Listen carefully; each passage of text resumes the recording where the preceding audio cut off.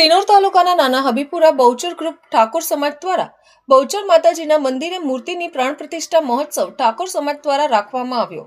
નાના હબીપુરા ખાતે બહુચર માતાજીની મૂર્તિની પ્રાણ પ્રતિષ્ઠા કરવામાં આવી હતી। તારીખ 24/1/2026 રોજ સાંજે 4 વાગે માતાજીનો આખા ગામમાં વરઘોડો કાઢવામાં આવ્યો હતો। 25/1/2026 રોજ સવારે 8 કલાકે માતાજીની પૂજા કરવામાં આવી હતી અને 2.5 કલાકે બપોરે માતાજીની મૂર્તિની સ્થાપના કરવામાં આવી। શ્રીફળ હોમી ત્યારબાદ માતાજીની આરતી કરી માતાજીની સૌ ભાવિક ભક્તોએ મહાપ્રસાદનો લાભ લીધો હતો।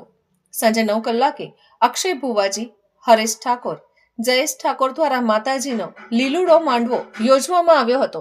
ગાયક કેતન રબારીના સ્વકંઠે માતાજીના લીલુડા માંડવાની રમઝટ બોલાવવામાં આવી હતી। મોટી સંખ્યામાં આજુબાજુના ગામડાના લોકો ઉપસ્થિત રહ્યા હતા।